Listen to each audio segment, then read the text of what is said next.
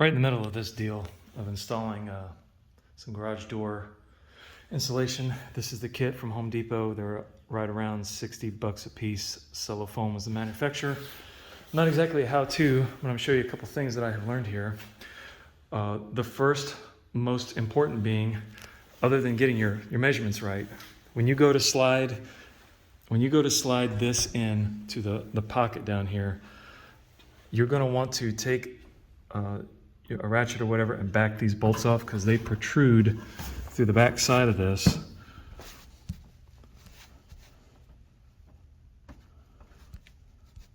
There, you can see they protrude through the back side of that, and as you're trying to slide that foam into place, these things are going to snag on that insulation, and I did not realize that for the first few panels.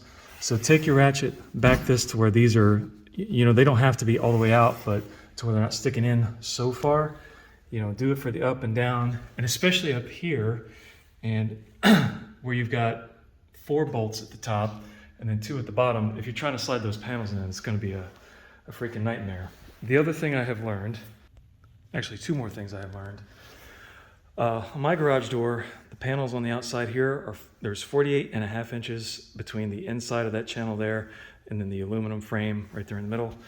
But if I was to mark, as I've done this several times, if I was to mark this foam at 48.5 inches, you can't get it in there. It doesn't flex enough without destroying the whole panel. So you're going to want to go down to 48.25, or really what I've been doing is going down to 48 1/8. If I have a 1/2 inch increment, I'm marking it down to about 1/8 when I actually go to cut this stuff, because it just gives you a little more flexibility in your panels, and you can see that they're still plenty tight when you get them in there. So your mileage may vary, but know that you're probably going to wind up having to trim them down some if you go for the exact measurement. So the number 2 thing that I have learned when installing these panels is that when I'm installing them, I'm going to try to get the top corner in first, and then get the top all the way in, and you can get the bottom to push into the lower channel. What helps this to go in is if you cut, score, whatever you want to call it, a small relief in that top corner, and we're going to break this off. Don't make it so big, but something that this will be mainly hidden when we get it installed. It makes sliding this in a lot easier.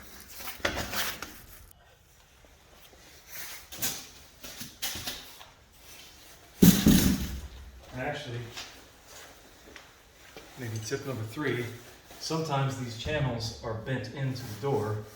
Let me take a press wrench and start flexing these out.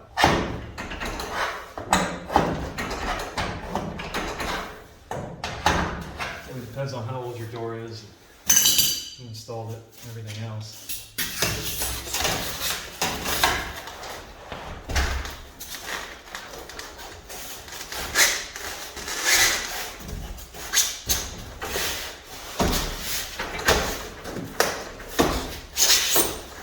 Can't be afraid to get a little crazy with these things.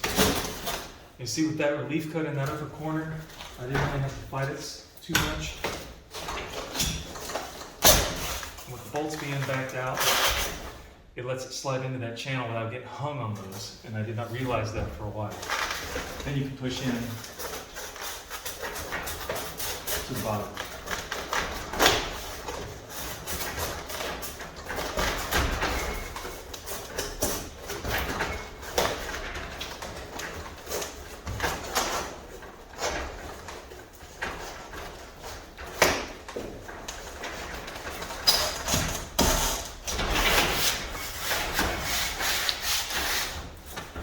There you go. Then when you're done, you get a nice tight seam on both sides. You cannot see it all where I cut the little relief up there. And you tighten your bolts up here and up there, and you are good to go. Just a few tips. Good luck.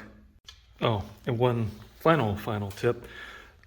Because you are adding weight to the garage door, And it's not a lot because it's styrofoam. You are going to probably want to tune your torsion springs if you have them, or whatever kind of springs you have. I don't mind doing this. I've done this quite a few times now, but if you're not familiar with the torsion spring stuff, there's videos out there to show you how to do it. But the reason you're going to want to do it, it makes the door heavier, which means your opener is going to have to work a lot harder. And that generally means that things, you know, come undone, they burn up depending on how old your stuff is. If things are loose, if there's a weak point, you're going to find out pretty quick. So on mine, I'm just doing 3 additional turns on each spring, and that seems to have got me where I need to be.